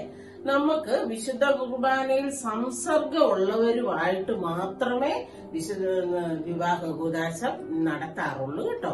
അല്ല, അതായത് ഇപ്പൊ അപ്പോസ്തോലിക സഭയിലെ, അതായത് മാർത്തോമാ സഭയിൽ നിന്നോ CSI സഭയിൽ നിന്നോ ഒക്കെ നമ്മുടെ സഭയിലേക്ക് മിക്കവാറും പെൺകുട്ടികളെ ആയിരിക്കും, അല്ലെ, ഇങ്ങോട്ട് ചേർത്ത് കല്യാണം കഴിക്കുകയാണെങ്കിൽ നമ്മൾ അവർക്ക് വിശ്വാസം പറഞ്ഞു കൊടുത്ത് മൂറോനഭിഷേകം നടത്തി വിശുദ്ധ കുംഭസാര ഉന്താശ കൈക്കൊണ്ട് കുർബാനാനുഭവത്തിൽ കൂടി നമ്മള് വിവാഹം നടത്തി കൊടുക്കാറുള്ളൂ. പിന്നെ കൽദായ സമൂഹം, അതുപോലെ റോമൻ കത്തോലിക്കൽ, ഇവര് കുറച്ചുകൂടി വിശ്വാസത്തിൽ നമുക്ക് അടുപ്പമുള്ളത് കൊണ്ട് അതിന് മൂറോനഭിഷേകം നടത്തുന്നില്ല. എങ്കിൽ പോലും അവരെ വിശ്വാസം പഠിപ്പിച്ച് വിശുദ്ധ കുംഭസാരത്തിൽ കൂദാശയ്ക്ക് ശേഷം കുർബാന അനുഭവത്തിലൂടെയാണ് വിശുദ്ധ സഭയോട് ചേർക്കുന്നത്. അതേ സമയത്ത് പെന്തക്കോസ്തുകാരെ അങ്ങനെയുള്ള നവീകരണക്കാരെ മാമോദീസ നൽകിയാണ് വിശുദ്ധ സഭയിലെ അംഗങ്ങൾ ആക്കുന്നത്. ഓക്കെ, നമ്മള് കത്തോലിക്ക സഭയുടെ നിലപാട് നോക്കുമ്പോൾ അവര് ഈ പങ്കാളിയുടെ മതമോ വിശ്വാസമോ മാറാതെ വിവാഹം നടത്തി കൊടുക്കുന്നുണ്ട്. പക്ഷെ അവർക്കൊരു കണ്ടീഷൻ ഉള്ളത്, ഈ കത്തോലിക്ക പങ്കാളിക്ക് കത്തോലിക്ക വിശ്വാസത്തിൽ തുടരാനും അതുപോലെ മക്കളെ ആ വിശ്വാസത്തിൽ വളർത്താനും ഈ കത്തോലിക്ക വിശ്വാസി അല്ലാത്ത പങ്കാളിയുടെ അനുവാദം കൊടുത്താൽ മതി. നമ്മുടെ സഭ പക്ഷെ അങ്ങനെ അംഗീകരിക്കുന്നില്ല. നമ്മുടെ സഭ വിവാഹിതരാകുന്ന രണ്ട് പങ്കാളികളും ഓർത്തഡോക്സ് വിശ്വാസികളാകുന്നുവെങ്കിലേ വിവാഹം നടത്തി കൊടുക്കുകയുള്ളൂ കേട്ടോ. ദമ്പതികൾ ഒരേ വിശ്വാസത്തിൽ തന്നെ ഐക്യത്തിൽ ജീവിച്ചാലേ വളരുന്ന കുഞ്ഞുങ്ങൾക്ക് ദിശാബോധവും ഉറച്ച മൂല്യങ്ങളിൽ ലഭിക്കുകയുള്ളൂ എന്ന നമ്മുടെ വിശ്വാസമാണ് അതിനാധാരം. ഓക്കെ, അടുത്തതായിട്ട് നമുക്ക് നോക്കുന്നത് വ്യത്യസ്ത സഭാംഗങ്ങൾ തമ്മിലുള്ള വിവാഹത്തിലെ പ്രശ്നങ്ങളാണ്. നമ്മൾ നേരത്തെ കണ്ടു, അപ്പോസ്തോലിക പാരമ്പര്യമുള്ള സഭാംഗങ്ങൾ തമ്മിലുള്ള വിവാഹത്തിന് മാതാപിതാക്കളും അനുവദിക്കുന്നു നിവൃത്തിയില്ലാതെ, അല്ലെ? അപ്പം വലിയ പ്രശ്നങ്ങളില്ല. എങ്കിൽ പോലും ഈ നമ്മുടെ വിവാഹ ദിവസങ്ങളെ സംബന്ധിച്ചൊക്കെ തർക്കങ്ങളുണ്ട്. അതായത് നമ്മുടെ വിശുദ്ധ സഭ സത്യം പറഞ്ഞാൽ ഈ ഞായർ തിങ്കൾ, അതായത് കാനോനിക നോമ്പുകളിലും ഞായർ തിങ്കൾ ഒഴിച്ചുള്ള ദിവസങ്ങളിലും വിവാഹം അനുവദിക്കുന്നില്ല. അതേസമയത്ത് മാർത്തോമാ സഭ ഞായർ ഒഴികെയുള്ള എല്ലാ ദിവസങ്ങളിലും വിവാഹം നടത്തുവാൻ അനുവദിക്കുന്നു. ഇങ്ങനെ ദിവസങ്ങൾക്ക്, അതായത് ഏത് ദിവസങ്ങൾ വിവാഹം നടത്തണം എന്നുള്ളതില് വിശുദ്ധ സഭയുടെ അനുഷ്ഠാനങ്ങൾ നമ്മൾ അനുസരിക്കണം. നിവൃത്തിയില്ലാത്തപ്പോ ചിലപ്പോ നമ്മള് ബാബാ തിരുമേനി പെർമിഷൻ കൊടുക്കാറുണ്ട് അത്യാവശ്യ സാഹചര്യങ്ങളിലെങ്കിൽ പോലും നമ്മൾ നമ്മുടെ സഭയുടെ അനുഷ്ഠാനങ്ങൾ അനുസരിച്ച് വേണം ജീവിക്കാൻ കേട്ടോ. ഇതൊക്കെ നിങ്ങൾക്ക് എന്തുവായി മനസ്സിലായത്? ശരിക്കും പറഞ്ഞാല് നമ്മള് ഒരു വിവാഹ ബന്ധത്തിൽ ഏർപ്പെടുന്നതിന് മുമ്പ് നമ്മുടെ അനുഷ്ഠാനങ്ങളും നമ്മുടെ ആചാരങ്ങളും അതൊക്കെ നമ്മൾക്ക് പിന്തുടരണമെന്നൊരു നിർബന്ധം ഉണ്ട് എങ്കിൽ നമ്മൾ അതനുസരിച്ചുള്ള ജീവിത പങ്കാളിയെ തെരഞ്ഞെടുക്കണം. ഞാൻ പറയുമ്പോൾ നമ്മൾ വിചാരിക്കേണ്ടത്, അതായത് നമ്മുടെ വിശുദ്ധ കുർബാന അല്ലെങ്കിൽ നമ്മുടെ വാങ്ങിപ്പോയവരോടുള്ള ഓർമ്മ, നമ്മുടെ നോമ്പ്, ഇതൊക്കെ അനുഷ്ഠിക്കണമെന്ന് നമുക്ക് ആഗ്രഹം ഉണ്ടെങ്കിൽ അതനുസരിച്ച് നമ്മളെ പോലെ നമ്മുടെ ഓർത്തഡോക്സ് വിശ്വാസികള് ആയിരിക്കണം. അപ്പൊ അതിനെപ്പറ്റിയൊക്കെ നിങ്ങളോട് ഇത് പറയുന്നത്, നമ്മളുടെ ഓർത്തഡോക്സ് വിശ്വാസത്തിൽ അല്ലെങ്കിൽ നമ്മുടെ സഭയുടെ അനുഷ്ഠാനങ്ങളെ മുറുകെ പിടിക്കണം. അത് നിങ്ങൾ നേരത്തെ തന്നെ ആലോചിക്കണം. അല്ലാതെ ഇപ്പൊ നമ്മൾക്ക് എന്താ പറയാ ഒഴിച്ചുകൂടാനാകാത്ത സാഹചര്യത്തിൽ ഇങ്ങോട്ട് ചേർത്ത് കല്യാണം കഴിച്ചാൽ പോലും ആ വരുന്ന കുട്ടികളെ പറഞ്ഞിട്ട് കാര്യമില്ല, അവർക്കറിയില്ല. അവരവരുടേതായ സംസ്കാരങ്ങളും അവരുടേതായ രീതികളുമേ പിന്തുടരുകയുള്ളൂ. ഓക്കെ, അടുത്തത് വ്യത്യസ്ത മത സംസ്കാരങ്ങളിലായിട്ടുള്ളവരുമായിട്ടുള്ള വിവാഹ ബന്ധത്തിലെ പ്രശ്നങ്ങൾ. അതായത് നമ്മൾ പറയുകയാണെങ്കിൽ എത്യോപ്യൻ സഭയും നമ്മുടെ സഭയും കുർബാന സംസർഗമുള്ള സഭയാണ്. കാനൂനികമായിട്ട് ഈ എത്യോപ്യൻ സഭയിലെ അംഗങ്ങളുമായിട്ട് വിവാഹം കഴിക്കുന്നതിന് കാനൂനികമായ തടസ്സമില്ല. എങ്കിൽ പോലും അവിടെ പ്രശ്നങ്ങളുണ്ട്. കാരണം എന്തുവാ, വ്യത്യസ്ത സംസ്കാരങ്ങളാണ്. അവരുടെ സംസ്കാരവുമായിട്ട് നമ്മുടെ സംസ്കാരം, ആ പ്രശ്നങ്ങൾ ഉദിക്കുന്നുണ്ട് കേട്ടോ. ശരിക്കും സഭയ്ക്ക് പ്രശ്നം ഇല്ലെങ്കിൽ പോലും ഈ സംസ്കാരങ്ങളിലെ പ്രശ്നങ്ങളൊക്കെ വരുമ്പോൾ മാതാപിതാക്കളും ബന്ധുമിത്രാദികളും ഒക്കെ എതിർക്കും. നമ്മൾ അതിൽ നിന്നൊക്കെ ഒഴിവാകത്തൊക്കെ ഇപ്പൊ നമ്മൾ നേരത്തെ പറഞ്ഞു, സിവിൽ നിയമങ്ങൾ, ഒരു രജിസ്റ്റർ ഓഫീസിൽ പോയി രജിസ്റ്റർ ഒക്കെ ചെയ്ത് കല്യാണം കഴിച്ചാലും പിന്നീട് ഇതൊക്കെ വലിയ പ്രശ്നങ്ങളായിട്ട് വരും. അതായത് നമുക്ക് എന്താ പറയുക, നിങ്ങളുടെ ഈ ചെറിയ പ്രായത്തിൽ കല്യാണം കഴിക്കുന്ന പ്രായത്തില് നമ്മുടെ പ്രേമവും യഥാർത്ഥ ജീവിതവും തമ്മിൽ ഒരുപാട് വ്യത്യാസമുണ്ട് കേട്ടോ. അതായത് നമ്മളുടെ ആ കാലയളവിൽ ഒരു ഭാവനാ ജീവിതത്തിലാണ്, അതല്ല യഥാർത്ഥ ജീവിതം. അപ്പൊ യഥാർത്ഥ ജീവിതമായിട്ട് വരുമ്പോ നമുക്ക് താരതമ്യം, നമ്മൾ പഠിച്ചതെന്തുവാ, കഴിഞ്ഞ പാഠത്തിലൊക്കെ പഠിച്ചതെന്തുവാ, ശരിക്കും പറഞ്ഞാല് ദൈവം യോജിപ്പിച്ചതിനെ മനുഷ്യൻ വേർതിരിക്കരുതെന്ന് പറഞ്ഞ കൗദാശിക മൂല്യങ്ങളൊക്കെ തകർന്നു പോകും. അല്ലെങ്കിൽ നമ്മൾ കണ്ടു പൗലോസ് അപ്പോസ്തലൻ ഇടയലേഖനത്തിൽ പറഞ്ഞ എന്താ, ഏകഭാര്യ എന്ന തത്വം ക്രിസ്ത്യാനികളായ നമുക്കുള്ളതാണ്. അത് നിലനിർത്തത്തക്കവണ്ണമായിരിക്കണം നമ്മുടെ ജീവിതം. ഓക്കെ, ഈ സുഖലോലുപതയും സമ്പത്തും എന്തുവാ പറയുക, പദവിയൊന്നും നമ്മുടെ കുടുംബത്തെ നിലനിർത്തുകയല്ല. നമ്മൾ കുടുംബ ജീവിതം അല്ലെ വിവാഹ ജീവിതത്തിൽ നിലനിൽപ്പെന്ന് പറയുന്നത് പരസ്പര സ്നേഹവും കരുതലും വിട്ടുവീഴ്ചയും ത്യാഗത്തോടെയുള്ള സ്നേഹവും ഒക്കെയാണ് കേട്ടോ. അതുപോലെ വൃദ്ധ മാതാപിതാക്കളെ നമ്മള് വിവാഹബന്ധത്തിൽ ഏർപ്പെടുന്നത് രണ്ട് വ്യക്തികളല്ല, രണ്ട് കുടുംബങ്ങളാണ് കേട്ടോ. അപ്പം ആ മാതാപിതാക്കളെയും കുടുംബത്തിലുള്ളവരെയും അതുപോലെ തന്നെ സമൂഹത്തിൽ കഷ്ടത അനുഭവിക്കുന്നവരെയും ചേർത്ത് പിടിക്കുവാൻ ക്രിസ്തീയ കുടുംബം ബാധ്യസ്ഥരാണ് കേട്ടോ. അതുപോലെ തന്നെ കുടുംബ ജീവിതത്തിലെ പക്വത അല്ലെങ്കിൽ ഉത്തരവാദിത്തങ്ങൾ ഏറ്റെടുക്കുന്നതിലെ എത്രമാത്രം പക്വത ആർജിച്ചിട്ടുണ്ടെന്ന് ഉള്ളതാണ് കുടുംബജീവിതത്തിന്റെ അടിസ്ഥാനം കേട്ടോ. കുടുംബജീവിതത്തിന്റെ ഉത്തരവാദിത്വങ്ങൾ ഏറ്റെടുക്കുന്നതിലെ പക്വത എത്രമാത്രം ആർജിച്ചിട്ടുണ്ടെന്നുള്ളതാണ് വിജയത്തിന്റെ അടിസ്ഥാനം കേട്ടോ. ഇതിലൊക്കെ ഉപരിയായിട്ട് നമ്മുടെ ജീവിതകാലം മുഴുവനും പ്രാർത്ഥനാപൂർവം നമ്മുടെ ജീവിതത്തിലേക്ക് എന്താ പറയുന്നത്, നമ്മുടെ ജീവിതത്തിന്റെ അടിസ്ഥാനം ദൈവഹിതപ്രകാരമായിരിക്കണമെന്ന് പ്രാർത്ഥിക്കുന്നതാണ് നമ്മുടെ കുടുംബജീവിതത്തിന്റെ ഏറ്റവും മഹത്തരമായ ഒരു കുടുംബജീവിതം നയിക്കുവാൻ ഇടയാക്കുന്നത്. വ്യത്യസ്ത കാഴ്ചപ്പാടുകളും വീക്ഷണവുമായിട്ട് മുമ്പോട്ട് പോയാൽ ജീവിതത്തിൽ പ്രശ്നങ്ങൾ ഉണ്ടാകും.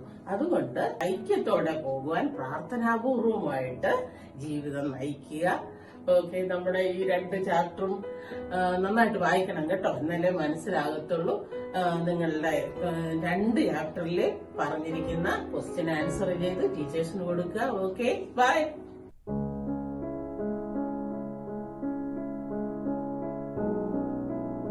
അന്യോന്യം ശ്ലോമോ നൽകും കർത്താവിൻ ശ്ലോമോ നമ്മിൽ വാസം ചെയ്തിടട്ടെന്നും തമ്മിൽ ചുംബിക്കേടന്നാ തൽശ്ലോമോയും ശൈനോയും നമ്മെ കാക്ക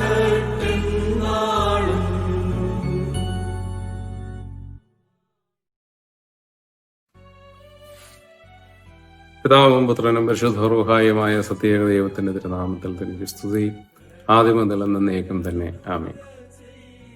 പ്രിയപ്പെട്ട കുഞ്ഞുങ്ങളെ, വിശുദ്ധ കുർബാനയുടെ ഏറ്റവും പ്രധാനപ്പെട്ട ഏറ്റവും ശ്രേഷ്ഠമായ ഭാഗത്തേക്ക് നാം ഇന്ന് കടക്കുകയാണ്.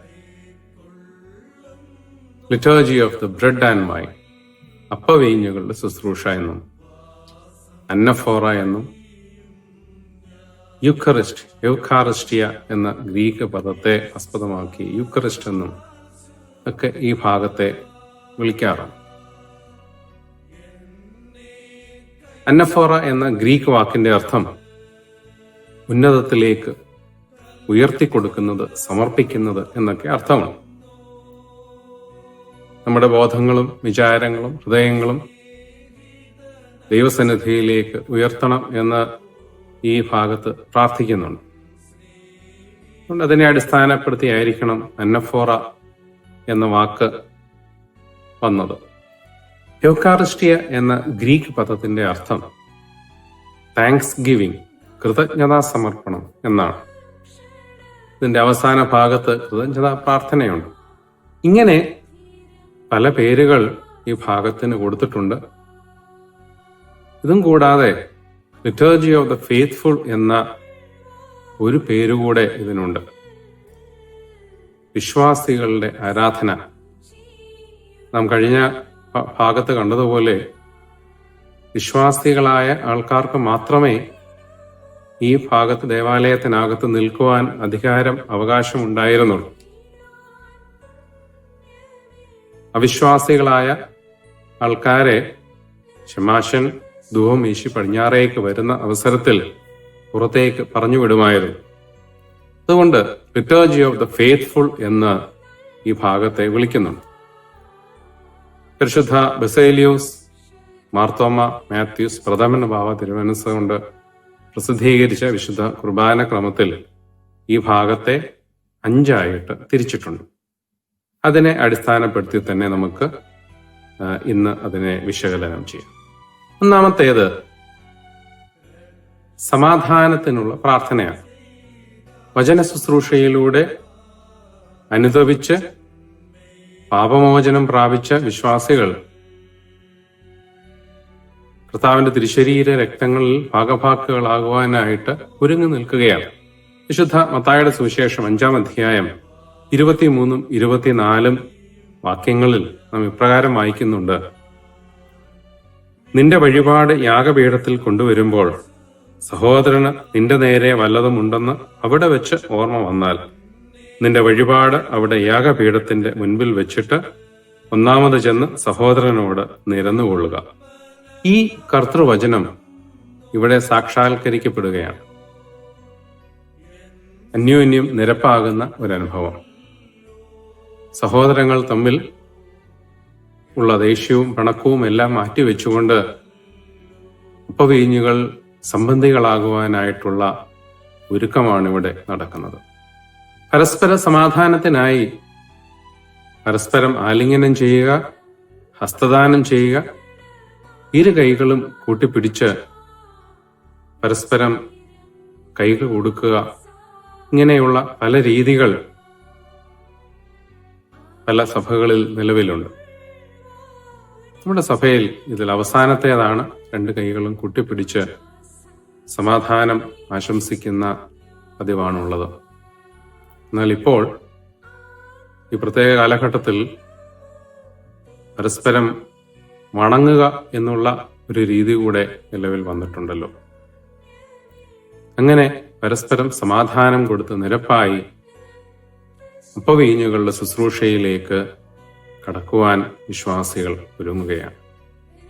വിശുദ്ധ കുർബാനയുടെ അതിപ്രധാനമായ ഭാഗത്തേക്ക് കടക്കുമ്പോൾ, ശോശപ്പ ആഘോഷിക്കുമ്പോൾ വിശ്വാസികളിൽ വിശുദ്ധി, വെടിപ്പ്, സ്നേഹം, ദൈവഭക്തി മുതലായ സൽഗുണങ്ങൾ നിറയണം എന്ന് ശുശ്രൂഷക്കാരൻ ആഹ്വാനം ചെയ്യുന്നുണ്ട്. 2ാമത്തെ ഭാഗം അപ്പവീഞ്ഞുകളുടെ ആഘോഷമാണ്. ഇതിന് തന്നെ വിവിധ ഘട്ടങ്ങളുണ്ട്. പരിശുദ്ധനായ പൗലോസ് ശ്ലീഹ കൊരിന്ത്യർക്ക് എഴുതിയ 2-ാം ലേഖനം 13-ാം അധ്യായം 13-ാം വാക്യത്തെ അടിസ്ഥാനമാക്കി തൃത്വനാമത്തിലുള്ള ഒരു ആശീർവാദം ആദ്യമായിട്ട് നൽകുകയാണ്. അതിനുശേഷം സുർസും കോട എന്ന പേരിൽ അറിയപ്പെടുന്ന സമർപ്പണ പ്രാർത്ഥനയാണ് ഇവിടെ നടക്കുന്നത്. നമ്മുടെ ബോധങ്ങളും വിചാരങ്ങളും ഹൃദയങ്ങളും ദൈവസന്നിധിയിലേക്ക് ഉയർത്തണം എന്നുള്ള ഒരു ആഹ്വാനം അവിടെ നൽകുന്നു. രണ്ടാമതായിട്ട് മാലാഖമാരുടെ സ്തുതിപ്പ് സാങ്ക്ടസ്. യെശയ്യാ പ്രവചനം 6-ാം അധ്യായം 3-ാം വാക്യം, പരിശുദ്ധനായ പൗലോസ് ശ്ലീഹ എബ്രായർക്ക് എഴുതിയ ലേഖനം 12-ാം അധ്യായം 22-ഉം 23-ഉം വാക്യങ്ങൾ, വിശുദ്ധ മത്തായിയുടെ സുവിശേഷം 21-ാം അധ്യായം 9-ാം വാക്യം, വെളിപാട് പുസ്തകം 4-ാം അധ്യായം 6 മുതൽ 8 വരെയുള്ള വാക്യങ്ങൾ. ഈ വേദഭാഗങ്ങളെ അടിസ്ഥാനമാക്കിയാണ് ഈ സന്ദർഭത്തിലെ പ്രാർത്ഥന ക്രമീകരിച്ചിരിക്കുന്നത്. സ്വർഗീയരും ഭൗമികരും ഒരുമിച്ച് നമ്മുടെ രക്ഷിതാവിനെ വാഴ്ത്തി പുകഴ്ത്തുന്ന ഒരു സന്ദർഭമാണ് ഇത്. മൂന്നാമതായിട്ട് വേർഡ്സ് ഓഫ് ഇൻസ്റ്റിറ്റ്യൂഷൻ അല്ലെങ്കിൽ ഇൻസ്റ്റിറ്റ്യൂഷണൽ പ്രയർ എന്ന് പറയുന്ന വിശുദ്ധ കുർബാന സ്ഥാപിച്ച സമയത്തെ സ്ഥാപന വചനം അവിടെ ചൊല്ലുകയാണ്. നാലാമതായിട്ട് അനാംനേസിസ്, ഓർമ്മ. എന്റെ രണ്ടാമത്തെ വരവ് വരെ എന്റെ ഓർമ്മയ്ക്കായിട്ട് നിങ്ങൾ ഇപ്രകാരം ചെയ്യണം എന്ന് പറയുന്ന ഭാഗം ഓർമ്മിപ്പിക്കുന്ന ഒരു ഘട്ടമാണ് അനാംനേസിസ് എന്ന് പറയുന്നത്. അഞ്ചാമതായിട്ട് പരിശുദ്ധാത്മ ആഹ്വാനത്തിനുള്ള പ്രാർത്ഥന, എപ്പിക്ലേസിസ് എന്ന് പറയുന്ന പ്രാർത്ഥന. വിശുദ്ധാരാധനയിൽ ഉടനീളം പരിശുദ്ധാത്മാവിന്റെ സാന്നിധ്യം നാം അനുഭവിക്കുന്നുവെങ്കിലും വളരെ പ്രത്യേകമായിട്ട് കൂടുതലായിട്ട് അനുഭവിക്കുന്ന സന്ദർഭമാണ് ഇത്. അതുകൊണ്ട് തന്നെ കർമ്മേൽ മലമേൽ യാഗമർപ്പിച്ച ഏലിയാ ദീർഘദർശിയെ പോലെ 1 രാജാക്കന്മാർ 18-ാം അധ്യായം 37-ാം വാക്യത്തിൽ പറഞ്ഞിരിക്കുന്ന പ്രാർത്ഥന, കർത്താവെ എന്നോട് ഉത്തരമരുളി ചെയ്യണമേ എന്ന പ്രാർത്ഥന പട്ടക്കാരൻ ഹൃദയവേദനയോടെ അവിടെ ചൊല്ലുകയാണ്. തുടർന്ന് അപ്പത്തിന്മേലും വീഞ്ഞിന്മേലും പരിശുദ്ധ റൂഹ ആവസിച്ച് അവയെ നമ്മുടെ കർത്താവിന്റെ ശരീരരക്തങ്ങളായി രൂപാന്തരം ചെയ്യുന്നതായിട്ട് പട്ടക്കാരൻ പ്രഖ്യാപിക്കും.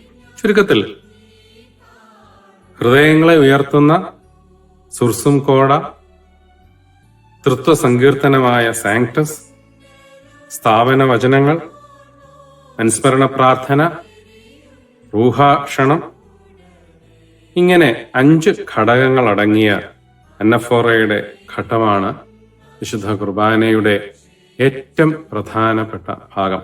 വിശ്വാസപരമായിട്ട് പല സഭകളും ഭിന്നിച്ചു നിൽക്കുന്നു എങ്കിലും ഈ പ്രാർത്ഥനകളുടെ കാര്യത്തിൽ ഏകദേശ സാമ്യം പുലർത്തുന്നു എന്നുള്ളത് നമ്മൾ പ്രത്യേകം പഠിക്കേണ്ട ഒരു കാര്യമാണ്. മൂന്നാമതായിട്ട് മധ്യസ്ഥ പ്രാർത്ഥനകളുടെ ഒരു സമാഹാരമാണ്. തുബ്ദേൻ എന്ന് വിളിക്കപ്പെടുന്നു. 6 തരത്തിലുള്ള മധ്യസ്ഥ പ്രാർത്ഥനകൾ ഈ സമയത്ത് നടത്തുന്നു. സുറിയാനിയിൽ ഇതിന്റെ സാങ്കേതിക പദം രേഖപ്പെടുത്തിയിരിക്കുന്നത് ഡിപ്തിഖി എന്നാണ്. ഡിപ്തിക്സ് എന്ന ഗ്രീക്ക് പദത്തിൽ നിന്നാണ് ഈ വാക്ക് ഉത്ഭവിച്ചിരിക്കുന്നത്. കാനൂൻ, അനുസ്മരണം എന്നൊക്കെയാണ് ഇതിന്റെ അർത്ഥം. എഡേസായിലെ വിശുദ്ധ യാക്കോബിനെ പോലെയുള്ളവർ അനുസ്മരണം എന്ന ഒരു തലത്തിലാണ് ഈ വാക്ക് ഉപയോഗിച്ചിരിക്കുന്നത്. ആദ്യത്തെ 3 തുബ്ദേൻ ജീവിച്ചിരിക്കുന്നവർക്ക് വേണ്ടിയും രണ്ടാമത്തെ 3 തുബ്ദേനുകൾ വാങ്ങിപ്പോയവർക്ക് വേണ്ടിയുമാണ്. തുബ്ദേൻ എന്ന പദത്തിന്റെ അർത്ഥം എന്നാൽ വീണ്ടും എന്ന് മാത്രമേ ഉള്ളൂ. രണ്ടാമത്തെ പ്രാർത്ഥന മുതൽ തൂബ്ദേൻ എന്ന് പറഞ്ഞാണ് ഈ പ്രാർത്ഥനകൾ ആരംഭിക്കുന്നത്.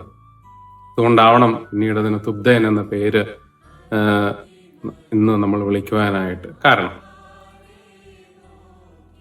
ഞാൻ മുമ്പേ പറഞ്ഞല്ലോ, ആദ്യത്തെ 3 പ്രാർത്ഥനകൾ ജീവിച്ചിരിക്കുന്നവർക്ക് വേണ്ടിയാണ്.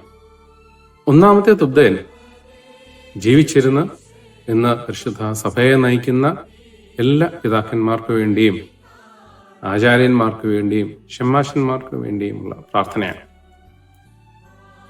രണ്ടാമത്തെ തുബ്ദേനിൽ ആരെയൊക്കെ ഈ വിശുദ്ധ കുർബാനയിൽ പേരോർക്കണം എന്ന് പേര് കൊടുത്തിട്ടുണ്ടോ അവരെ എല്ലാവരെയും, പ്രത്യേകിച്ച് രോഗികളായിട്ടുള്ളവരെ, മധ്യസ്ഥ പ്രാർത്ഥന ആവശ്യപ്പെടുന്നവരെ, അങ്ങനെ എല്ലാവരെയും സമർപ്പിച്ചുകൊണ്ട് എല്ലാവർക്കും വേണ്ടി പ്രാർത്ഥിക്കുന്നതാണ് രണ്ടാമത്തെ തുബ്ദേൻ എന്ന് പറയുന്നത്. മൂന്നാമത്തേത് ജീവിച്ചിരുന്ന് നാടിനെ ഭരിക്കുന്ന എല്ലാ ഭരണകർത്താക്കൾക്കും വേണ്ടിയിട്ടുള്ള പ്രാർത്ഥനയാണ് മൂന്നാമത്തേത്. നാലാമത്തെ തുബ്ദേൻ പരിശുദ്ധ കന്യകമറിയാം മുതൽ എല്ലാ ശുദ്ധിമാന്മാർക്കും ശുദ്ധിമതികൾക്കും വേണ്ടിയും, പ്രത്യേകിച്ച് ആ ദേവാലയം ഏത് പരിശുദ്ധന നാമത്തിൽ വേർതിരിക്കപ്പെട്ടിരിക്കുന്നുവോ ആ പരിശുദ്ധന് വേണ്ടിയുമുള്ള പ്രാർത്ഥനയാണ് നാലാമത്തെ തുബ്ദേനിൽ നടത്തുന്നത്. അഞ്ചാമത്തെ തുബ്ദേനിൽ സഭയെ നയിച്ച എല്ലാ പിതാക്കന്മാരെയും, പ്രത്യേകിച്ച് നിഖ്യായിലും കുസ്തന്തീനോപ്പോലിസിലും എഫേസോസിലും വെച്ച് ശ്രേഷ്ഠമായ ദൈവികമായ തീരുമാനങ്ങളെടുത്ത് സഭയ്ക്ക് മാർഗദർശകമായി തീർന്ന എല്ലാ പിതാക്കന്മാരെയും ഓർത്ത് പ്രാർത്ഥിക്കുന്ന, അവരുടെ പേര് പറഞ്ഞ് പ്രാർത്ഥിക്കുന്ന പ്രാർത്ഥനയാണ് അഞ്ചാമത്തേത്. ആറാമത്തെ തുബ്ദേൻ വാങ്ങിപ്പോയ എല്ലാ വിശ്വാസികൾക്കും വേണ്ടിയിട്ടുള്ള പ്രാർത്ഥനയാണ്. നാലാമത്തേത് ഖണ്ഡിപ്പിന്റെ ശുശ്രൂഷയാണ്. വലിയവനും നമ്മുടെ രക്ഷിതാവുമായ എന്ന് തുടങ്ങുന്ന ആശീർവാദത്തിന് ശേഷം തിരുശരീരമെടുത്ത് നുറുക്കി മുദ്രണം ചെയ്ത് കാസായിൽ കലർത്തുന്ന ഒരു സമയമാണ്, ശ്രേഷ്ഠമായ സമയമാണ് ഖണ്ഡിപ്പിന്റെ ശുശ്രൂഷയുടേത്. ഈ സമയത്ത് വിശ്വാസികൾ അൻപുടയോനെ എന്ന ഗീതം ആലപിച്ചുകൊണ്ട് ഈ പ്രാർത്ഥനയിൽ പങ്കുകൊള്ളുന്നു. തുബ്ദേനിൽ എല്ലാവർക്കും വേണ്ടി മധ്യസ്ഥ പ്രാർത്ഥന നടത്തിയതുപോലെ ഇതിനുശേഷവും ലുത്തിനിയാകൾ എന്ന പേരിൽ മധ്യസ്ഥ പ്രാർത്ഥനകൾ നടത്താറുണ്ട്. വിശുദ്ധ കുർബാനക്രമത്തിലെ നാലാമത്തെ ഭാഗം വിശുദ്ധ കുർബാന അനുഭവമാണ്. വിശുദ്ധ കുർബാന അനുഭവത്തിന് മുൻപും പിൻപുമുള്ള പ്രാർത്ഥനകൾ, ഇതെല്ലാം കൂടെ ചേർന്നാണ് ഈ ഭാഗത്തെ സമ്പുഷ്ടമാക്കുന്നത്. ഇത് തുടങ്ങുന്നത് കർത്തൃ പ്രാർത്ഥനയോടുകൂടിയാണ്. നമ്മുടെ കർത്താവ് പഠിപ്പിച്ച ആ പ്രാർത്ഥന എല്ലാവരും ചേർന്ന്, വിശ്വാസികൾ എല്ലാവരും ചേർന്ന് അവിടെ ചൊല്ലുന്നു. തുടർന്ന് എല്ലാവരും ചേർന്ന് തലകുനിച്ച് ആശീർവാദം സ്വീകരിക്കുന്നു. അതിനെ തുടർന്ന് തൃത്വനാമത്തിൽ കാസായും പീലാസായും എടുത്ത് ആഘോഷിക്കുന്ന ശ്രേഷ്ഠമായ സന്ദർഭം, കർത്താവിന്റെ സ്വർഗാരോഹണത്തെ അനുസ്മരിക്കുന്ന ഈ സന്ദർഭം, ഇതൊരു തൃത്വ ആരാധനയായിട്ടുകൂടെ നാം കരുതുന്നു. ഇതിനെ തുടർന്ന് വിശുദ്ധ കുർബാന അനുഭവിക്കുന്ന രീതിയായിരുന്നു നേരത്തെ ഉണ്ടായിരുന്നത്. എന്നാൽ ഇപ്പോൾ നമുക്കറിയാവുന്നതുപോലെ നമ്മെ നയിച്ച, സത്യവിശ്വാസത്തിൽ നയിച്ച പിതാക്കന്മാരെ ഓർക്കുന്ന ഗീതം അവിടെ ആലപിക്കുന്നു. അതിനെ തുടർന്ന് കുക്കിലിയോനുകൾ ചൊല്ലുന്നു. വിശുദ്ധ ദൈവമാതാവിന്റെ നാമത്തിലും പരിശുദ്ധന്മാരുടെ നാമത്തിലും ആചാര്യന്മാർക്കും വാങ്ങിപ്പോയവർക്കും വേണ്ടിയും കുക്കിലിയോനുകൾ അവിടെ ചൊല്ലുകയാണ്. അതിനുശേഷം പട്ടക്കാരൻ രഹസ്യങ്ങൾ പടിഞ്ഞാറേക്ക് എഴുന്നള്ളിക്കുന്നു. ഇതാണ് യഥാർത്ഥത്തിൽ വിശുദ്ധ കുർബാന അനുഭവിക്കുന്നതിനുള്ള സമയം. എന്നാൽ ഇന്ന് സൗകര്യത്തെ പ്രതി ഇതിന് തൊട്ടു മുൻപോ അല്ലെങ്കിൽ കൈമുത്തിന് ശേഷമോ വിശുദ്ധ കുർബാന കൊടുക്കുന്ന രീതി പല സ്ഥലങ്ങളിലും നിലവിലുണ്ട്. പട്ടക്കാരൻ രഹസ്യങ്ങൾ ആഘോഷിച്ച് പടിഞ്ഞാറേക്ക് വരുമ്പോൾ ആ സന്ദർഭത്തിൽ വിശ്വാസികൾക്ക് കുർബാന കൊടുത്തിട്ട് തിരിച്ച് ത്രോണോസിലേക്ക് രഹസ്യങ്ങൾ എഴുന്നള്ളിക്കുന്നു. അതിനുശേഷം കൃതജ്ഞതാ പ്രാർത്ഥന അവിടെ സമർപ്പിക്കുകയാണ്. കർത്താവെ, നിന്റെ സ്വർഗീയ വിരുന്നിൽ സംബന്ധിക്കുവാൻ ഞങ്ങളെ യോഗ്യരാക്കി തീർത്ത നിന്റെ മഹാകരുണയെ പ്രതി ഞങ്ങൾ നിന്നെ സ്തുതിക്കുന്നു. കർത്താവെ, നിന്റെ വിശുദ്ധ രഹസ്യങ്ങളുടെ അനുഭവം മൂലം ഞങ്ങൾ ശിക്ഷാർഹരായി തീരാതെ നിന്റെ പരിശുദ്ധ റൂഹായോടുള്ള സംബന്ധത്തിന് യോഗ്യരായി തീരണമേ. ഇതാണ് ആ പ്രാർത്ഥന. ഇതിനുശേഷം സമാധാനത്തിനായുള്ള പ്രാർത്ഥനയും തലകുനിച്ച് നിന്നുള്ള പ്രാർത്ഥനയും നടത്തിയതിനു ശേഷം ഊത്തോമോ പ്രാർത്ഥന ആണ്. ഇത് ഗീതമായിട്ട് ആലപിക്കുന്ന രീതിയാണ് എന്നുള്ളത്. മുദ്ര വയ്ക്കുക എന്ന അർത്ഥമാണ് അതിനുള്ളത്. മുദ്ര വയ്ക്കുക, ഉപ്പ് വയ്ക്കുക എന്നൊക്കെയുള്ള അർത്ഥമാണ് അതിനുള്ളത്. കർത്താവുമായിട്ടുള്ള ഉടമ്പടി, അതിൽ മുദ്ര വയ്ക്കുന്ന അവസാനത്തെ ഭാഗമാണ് അത്. അതിനുശേഷം സമാധാനത്താലെ നിങ്ങൾ പോകുവിൻ എന്ന് പറഞ്ഞുകൊണ്ട്, എനിക്ക് വേണ്ടി പ്രാർത്ഥിക്കണം എന്ന് പറഞ്ഞുകൊണ്ട് വിശ്വാസികളെ തിരിച്ചയക്കുന്ന അവസാനത്തെ ആശീർവാദം. സീനായ് മലയിൽ കൽപ്പനകൾ സ്വീകരിക്കുവാനായിട്ട് മോശ മലയിലേക്ക് പോയപ്പോൾ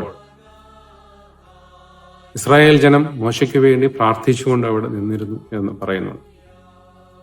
പ്രകാരം പ്രാർത്ഥിക്കണമേ എന്നാണ് പട്ടക്കാരൻ അവിടെ ആവശ്യപ്പെടുന്നത്. ഏറ്റവും അവസാനം സമാപന ശുശ്രൂഷയാണ്. നേരത്തെ ഞാൻ പറഞ്ഞിരുന്നതുപോലെ പോസ്റ്റ് കമ്മ്യൂണിയൻ സർവീസ്. ഒരുക്ക ശുശ്രൂഷയെ പോലെ തന്നെ പ്രാധാന്യമുള്ളതാണ് സമാപന ശുശ്രൂഷ. അവസാനത്തെ ആശീർവാദം കഴിഞ്ഞ് പട്ടക്കാരൻ മുട്ടുകുത്തി പ്രാർത്ഥിക്കുന്ന അവസരത്തിൽ ജനം 23-ാം സങ്കീർത്തനം ചൊല്ലുന്നു. അതിനുശേഷം പ്രാർത്ഥനകൾ ചൊല്ലിക്കൊണ്ട് പട്ടക്കാരൻ തിരുശരീര രക്തങ്ങൾ അനുഭവിക്കുന്നു. 29-ാം സങ്കീർത്തനവും രഹസ്യ പ്രാർത്ഥനകളും നടക്കുന്ന ഈ സമയം ജനം എന്റെ കടങ്ങളെ ശേഷം നിൻ എന്ന ഗീതവും അതിനെ തുടർന്ന് മോറാനീശു മിശിഹ എന്ന് ആരംഭിക്കുന്ന ഗീതവും ചൊല്ലുന്നു. അതിനുശേഷം പട്ടക്കാരൻ ക്രോണോസിനോട് വിട പറയുന്നു. ഇനി ഈ സന്നിധിയിലേക്ക് വരുമോ ഇല്ലയോ എന്നെനിക്ക് നിശ്ചയമില്ല എന്ന ഹൃദയസ്പർശിയായ പ്രാർത്ഥന ചൊല്ലിക്കൊണ്ടാണ് പട്ടക്കാരൻ മദ്ബഹായിൽ നിന്ന് ഇറങ്ങുന്നത്. തുടർന്ന് വിശുദ്ധ കുർബാന അനുഷ്ഠിച്ച, വിശുദ്ധ കുർബാനയിൽ സ്പർശിച്ച കൈകൾ മുത്തിക്കൊണ്ട് ജനം വിട പറയുന്ന സന്ദർഭമാണ്. അങ്ങനെ ഹൃദയ സന്തോഷത്തോടുകൂടി, മുഖപ്രസാദത്തോടുകൂടി ദൈവത്തെ സ്തുതിച്ചുകൊണ്ട് ലഭിച്ച ദൈവിക കൃപയ്ക്കായിട്ട് സ്തോത്രമർപ്പിച്ചുകൊണ്ട് ദൈവത്തിന് കീർത്തനം പാടിക്കൊണ്ട് വിശ്വാസികൾ സന്തോഷത്തോടെ ഭവനങ്ങളിലേക്ക് പിരിഞ്ഞു പോകുന്നു. വിശുദ്ധ കുർബാന അവിടെ പൂർത്തീകരിക്കപ്പെടുന്നു. നമ്മളെ കൂടുതൽ അർത്ഥസമ്പുഷ്ടമായിട്ട് വിശുദ്ധ കുർബാനയിൽ സംബന്ധിക്കുവാനായിട്ട് ഇത് ഇടയാക്കട്ടെ. ദൈവം എല്ലാവരെയും അനുഗ്രഹിക്കട്ടെ എന്ന് പ്രാർത്ഥിക്കുന്നു.